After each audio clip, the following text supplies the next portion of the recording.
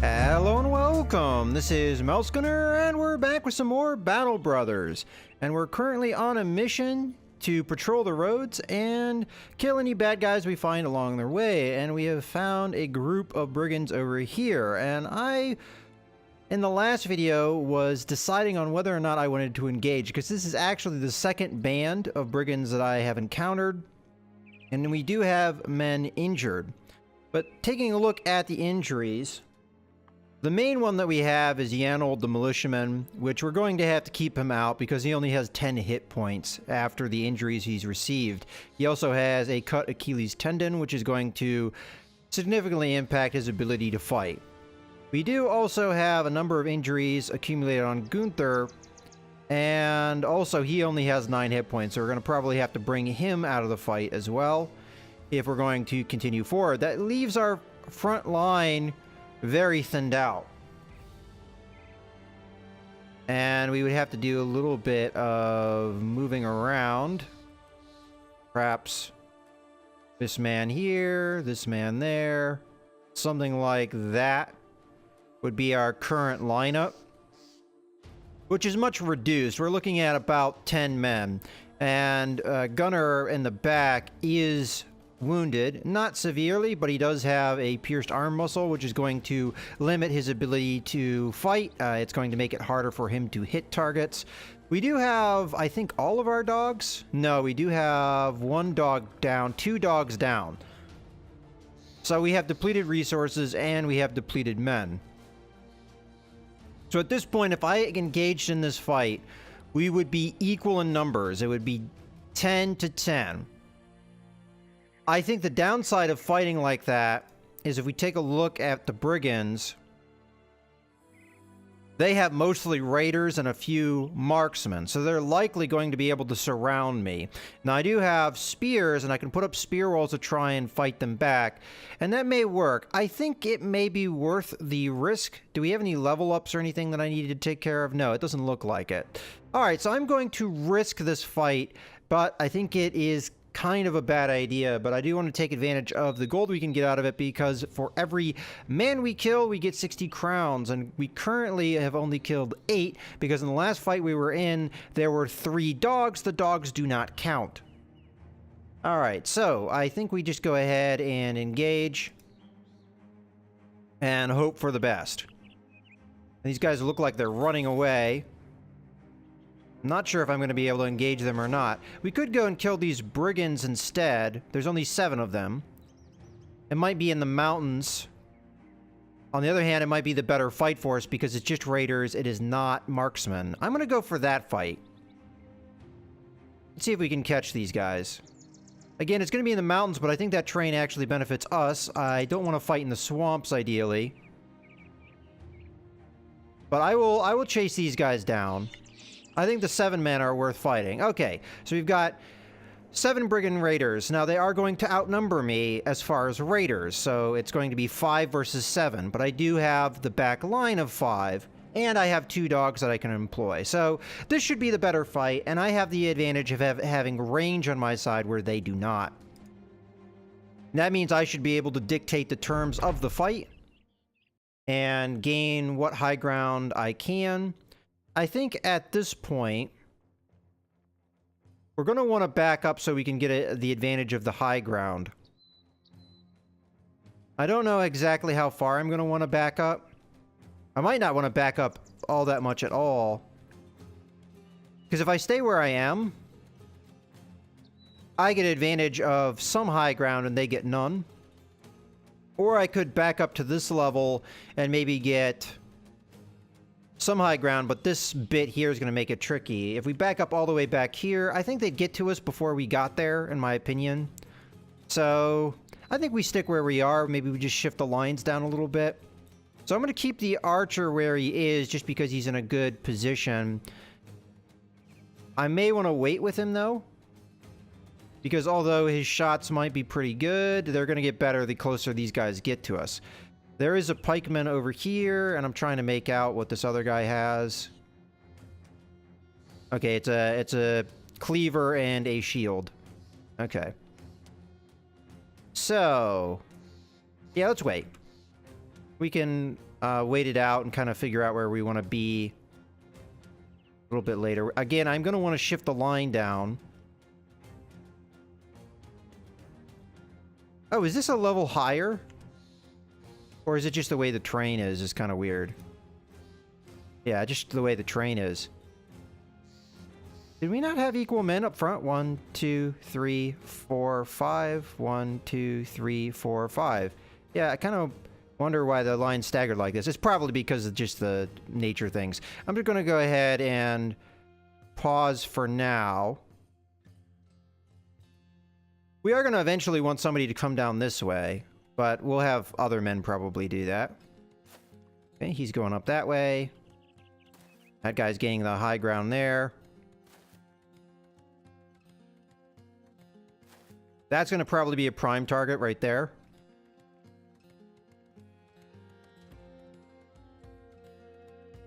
I think I'm going to keep this man where he is for now.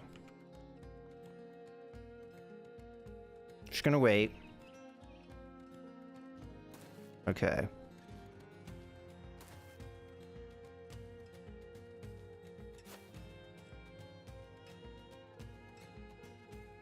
Alright, so the main problem we're going to have is with this Brigand Raider. Because he has a pike and should be able to poke away at me where he is. But just so they can't gain this high ground, I'm going to move here and put up a spear wall. And that's going to be all we're going to be able to do with that man. And then I think we go ahead and shift down with Alaric and put him on the hill, because this is going to be a key position. And we'll have enough to shield wall up. This man will shield wall up. I don't think we're going to be doing anything else this turn, so I think the shield wall is fine. One turn. I'm going to move down one step. The problem I see, though, is if I move down like I have planned here, they can get to the pikemen here. So I think we have two separate groups here. We have a weak center, but I don't think that there's a way around it. But I will shield wall and spear wall to kind of make myself more defensible. Okay, now the shots. 64% chance. Oh, can't be missing these. Alright, well, we didn't hit the guy we were aiming at. For now, we're just going to hold off on the dogs. Okay, so definitely we're going to wait. This guy may be able to come in here and flank. Let's just think about the numbers. So 2, he'd have to come here to not proc that, or be in the combat zone. So 2, 5, 6, 7, 9. Yeah, he can actually get in here. It would take every action point he has to do that. And he would draw the spear attack. And he wouldn't be able to shield up to try and block it. I have a feeling they're more than likely going to shield up here and then move in. But this man should have that one trait that keeps his spear wall up even if they break it. At least, I hope so. I'm going to go ahead and risk keeping him here. Just because I want to be able to attack if we get the opportunity. Okay, so now try and pepper this guy some more. Hopefully we'll hit him now. All right, we did get a critical hit.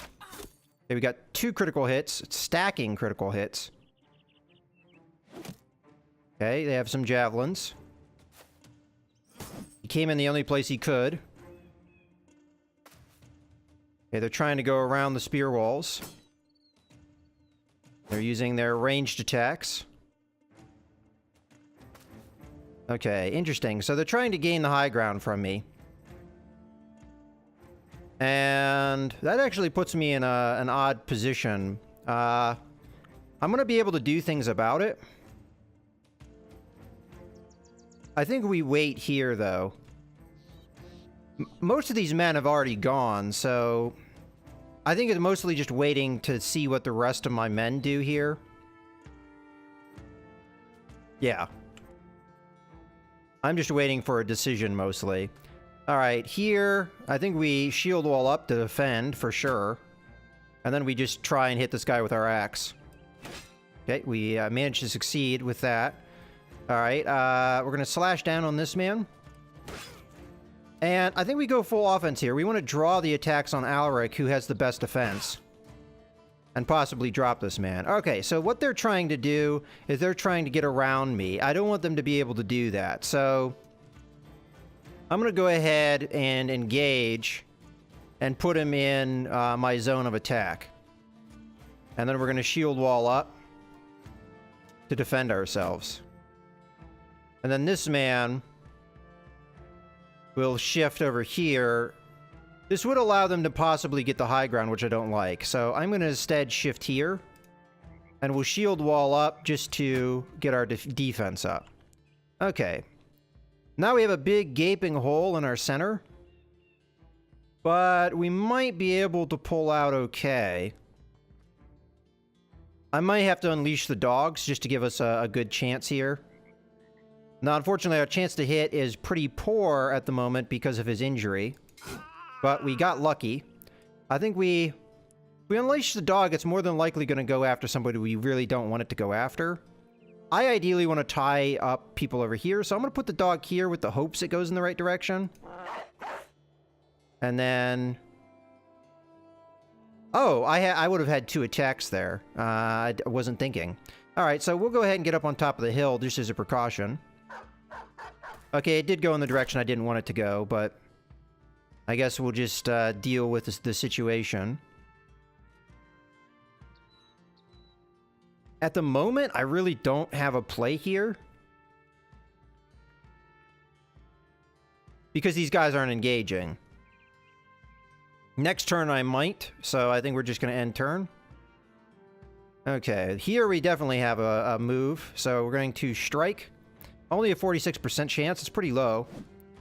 And then we're going to move away. The reason I'm going to move away is because this guy can do a strike where he hits both of these hexes. We don't want to be in that, so we're going to move. Okay. Here we have our other dog. I think we've got this quarter situated. We've got 4 men on the situation. I think this is the more dangerous place right now. So what I'm going to do is I'm going to shift this man in a way that he can get over here. Now, let's think about what these guys can do. So this guy here can go 2, 5, 7. He won't be able to get up on the hill. So if we move... I mean, he would be able to move here, though. So I think this is the safest move, is right in this position. Next turn, I'll be able to step up here and attack. Possibly, if anybody moves over here. Okay, we're going to end turn. This means this man has a move. And we could move him here. That puts him in a spot where he's going to be surrounded. But he gains the high ground on a lot of these guys. Alternatively, we could move him here, and he's a much more defended position. Unfortunately, he will not be able to defend himself as much, but I might as well gain high ground when we can. Okay, dog is going to attack. This man can gain the high ground and attack here immediately. Now, the javelins could come in and kill him, which would be unfortunate. He does have mail, so he is somewhat protected. But I think this is a good move. Hit him while he has his shield down. Okay. They did their little shift. Okay, alright, we got away with that. I'm going to try and knock out this Brigand Raider. My chance to hit is not great because we could hit the other man, but I think we still go for it. Okay, 1 hit. Okay. Well, it was worth trying.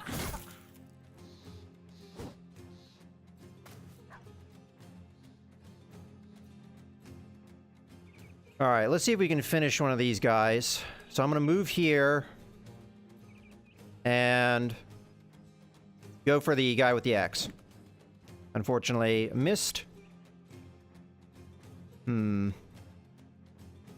can get myself not in a great position at the moment, so I'm going to wait. Same thing here. Unfortunately, I'm going to have to wait because I need to see what this guy's going to do. Okay. I left myself open. I didn't really think about that. Okay. Let us attack.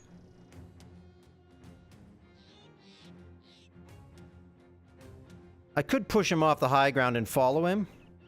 This would tie up this man. What would be our chance to hit him? 53. It's not great, but I'm going to go for it. Okay, it worked. We follow him.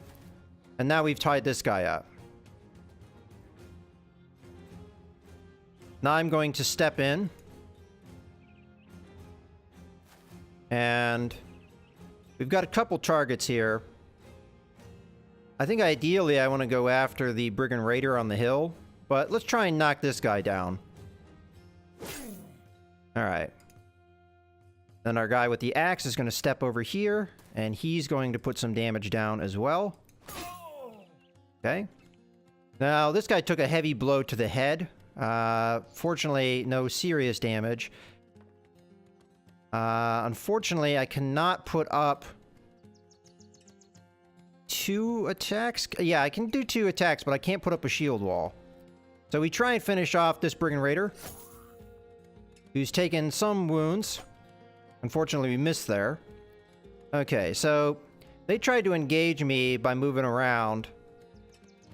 It does put my pikeman in trouble. Ideally, I want to get this guy in trouble, though. So let us move here. This guy can move here and be able to attack anyone. So let us step in here and do some damage. Okay, so as I was saying, this guy should be able to step here. These only take 5 action points to land. And then we hit who we can hit. Hopefully trying to kill this man. There we go. That's what we were looking for. I don't have a great position to put myself in this turn. I think we move possibly here. This gives me an opportunity to go in 2 different directions, if need be. Okay, dog distracting. Yeah, I knew he would do that. We got lucky there. We should probably wait. Well, I'm not sure if it matters. I could step in here and try and kill this man, but I think we have this quarter in a little bit better situation. This is the more dangerous situation, so 29%. It's not great, but I that's all I've got, really. Okay, well, I tried.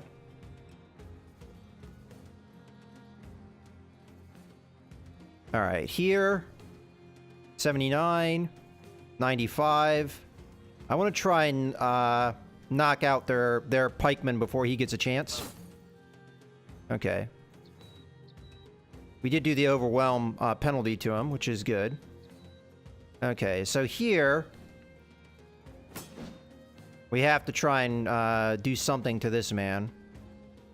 We can put out a dog. Okay, put that dog out. Try and get some relief. Okay, we should have a clear shot on this guy. 42. Okay. Okay, dog's taking some wounds. That sucks, but at least they're not our men going down. That's the whole point of these dogs. Alright, here we're going to go after the man here. Oh, come on. There we go. Try and finish off the guy on the ground floor. Down he goes, head off. Let's put more pressure on the pikeman.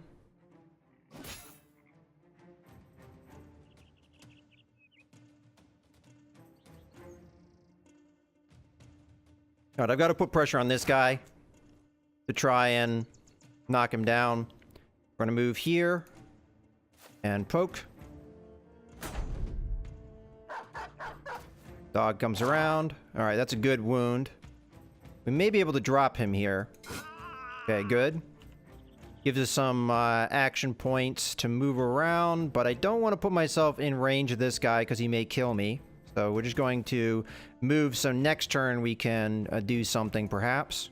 I'll put him even here. I think that gives him the best opportunity. Now we're going to go for the kill. Okay, not quite, but we're getting there. We've dropped all the men here. What are we looking at as far as wounds? Split nose. Alright, we'll be fine. We'll make it out. Fortunately, we did lose more dogs. I think we do the same move here, kind of get ourselves in position to do something, but not in position to get hit. And same thing over here. Okay, our archer is probably not going to have a good shot. This might be worth trying. Oh boy, 16% chance to hit him, and we hit him. Alright, that's what I was actually looking for. Okay, now we're in a great position. I can start being a little bit more cautious here because I've got the high ground. So we shield wall up, and we poke. Okay. Alric, I think we are safe to not use the high ground for him. Because I think he can handle it. We'll just come in here and chop away at this guy. Okay, you did your job. Just take a rest. And this guy can take a rest too. Pretty fatigued. Okay. I will not be able to put myself in a position to attack if I go there, so we're going to have to go like this. And down he goes. So we didn't lose anybody. We did take some damage on a couple of our men. But only picking up the split nose, as far as I can see. And we do get some good loot. The pike being a big one for me. And the gold and other stuff helps as well. I might actually think about using this war brand for Alric. I'm going to have to take a look at things, though, before I do. I mean, ideally, I'd want to use probably an actual legit two-handed sword rather than the war brand, which I think is like the lowest level version of a two-handed sword. We'll take a look at our loot here in a second. Okay, first off, do we have any levels? Doesn't look like it. The one thing I'm thinking about with Alric is we haven't actually taken anything that dictates one way or the other what type of weapon he should use. Yeah, he's got fast adaptation and other traits like the underdog trait, but none of these actually say, hey, you're going to be using this style of weapon. We didn't give him the shield perk. We didn't give him sword mastery. We could, which would make him have two-handed swords be even more effective for him. And then later traits might be what tips the scale on how we go with him. So specialized in heavy armor, so we could make the armor more effective, making it less likely if he did take a hit that it would hurt him. We could go for head hits, which honestly, with a two-handed sword, you're going to be doing overhand chops, I think, if you're doing single target strikes. So I'm likely to hit the head anyway. And then you could do Berserk, which we've already kind of seen. If you kill somebody, you get another attack. Probably I would go Battle Forged for him. And honestly, the sword and board style that we're going for would work all the same. So I'll think about it, but it's not something that I have to do right this second. I think the big determiner is with the noble sword that he has right now. How much damage does that do? It does 45 to 50 versus the 50 to 75. So the minimum damage of a war brand is the maximum damage of a noble sword. But the thing is about a noble sword is you get to attack twice per turn at times, whereas this, you're only ever going to be able to attack once per turn unless you're using some kind of perk to give you a more chance to do so. So in my opinion, you're going to be doing more damage with the noble sword most of the time. Because at most, you're going to be doing 100 damage, whereas over here, at most, you're going to be doing 75. And you could potentially be doing much less than that. All right, well, in any case, with all that being said, I think we have had enough fun with this patrol. Let's go to the last location. And I don't think we're going to be tracking down these 10 brigands. Now, they might come after me, so I'm going to have to be careful. Now, I could go after them, but at this point, we've racked up enough wounds that I don't think it's wise.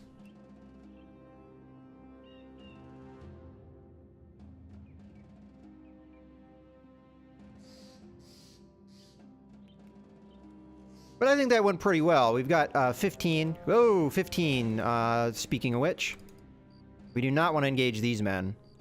Let me get into this town. I mean, what are they? They're probably thugs. There is a brigand raider. So they are lower level, but we're just too beat up to engage them. And I doubt they're going to follow me into the town. You know, I've never actually seen. Do these guys follow you into towns? I mean, he looks like he's coming at me. All right, we're going to go up this way, see if we can circumvent all of that. I mean, it's possible we'll get these wounds down. But at this point, I only have 10 fighting men. Yeah, see, they tried to chase me, but they lost my trail in the night. All right, so it looks like we're going to be able to get away. That is if my men move. There we go. That would have been a fight I would actually have liked to have taken, because 15 men, the heads, it doesn't really matter the quality of the head, it just matters that there are indeed heads. We could get them on the way back. I can't remember. There is a temple around here. It's all the way over there. And we do have to get back within a certain number of days. So, the big problem is light wounds, and I don't think there's really a way to... Now, we could get involved in this fight, which I think is wise.